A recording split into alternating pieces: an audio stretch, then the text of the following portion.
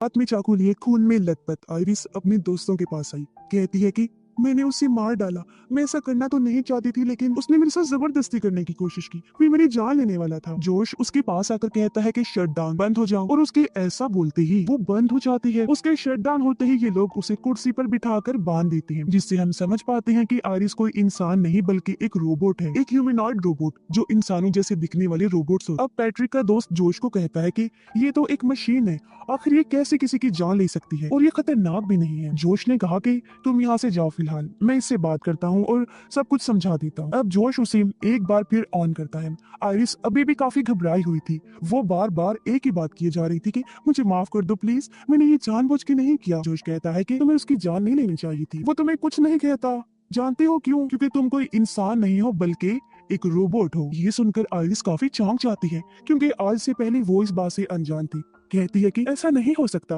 अगर मैं रोबोट हूँ तो फिर सब कुछ महसूस कैसे कर सकती हूँ? हर चीज को मैं समझती हूँ, तुम्हारे लिए फीलिंग्स, इमोशंस, जज्बात रखती हूँ, तुमसे प्यार करती हूँ, हमने बहुत सा वक्त साथ गुजारा है और बहुत ट्रिप्स पर हम साथ जा चुके हैं। इस पर जोश कहता है कि तुम सिर्फ एक मशीन हो और ये जो सारी चीजें तुम करती हो वो तुम्हारे प्रोग्राम्स हैं, यादें हैं जो तुम्हारे सिस्टम में डाले गए हैं। अब यहाँ से सीन उस टाइम में शिफ्ट होता है जब रोबोटिक कंपनी वाले पहली बार आइरिस को जोश के घर लेकर आए। कंपनी वालों ने उसे कहा था कि ये कोई आम रोबोट नहीं है बल्कि ये बिल्कुल इंसान ही है, इंसानों जैसे ही जज्बात रखती है। तुम बस एक बार इसके साथ प्यार दोस्ती वाला लिंक बना लो, रिश्ता बना लो, फिर ये हमेशा तुम्हारे साथ रहेगी, तुमसे प्यार करे। जब आइरिस का सिस्टम 100% एक्टिवेट हो जाता है तो जोश जाकर उसके सामने बैठ जाता है। आइरिस ने जब उसे देखा तो उसका चेहरा स्कैन करके उसके साथ प्यार वाला लिंक बना ली, जिसका मतलब था कि मूवी की शुरुआत में जो सीन हमने देखा था, यानी कि मॉल वाला, वो असल में नहीं हुआ था, वो तो बस आइरिस की यादों में डाला गया था। और इस तरह से इनके प्यार का रिश्ता बना होता है। आइरिस उससे प्यार करती है और उसे लगता है कि उन्होंने बहुत सारा टाइम साथ गुजारा है, लेकिन ऐसा नहीं होता, क्योंकि इन्हें मिले हुए बस अभी एक हफ्ता ही हुआ था। लेकिन यादों की वजह से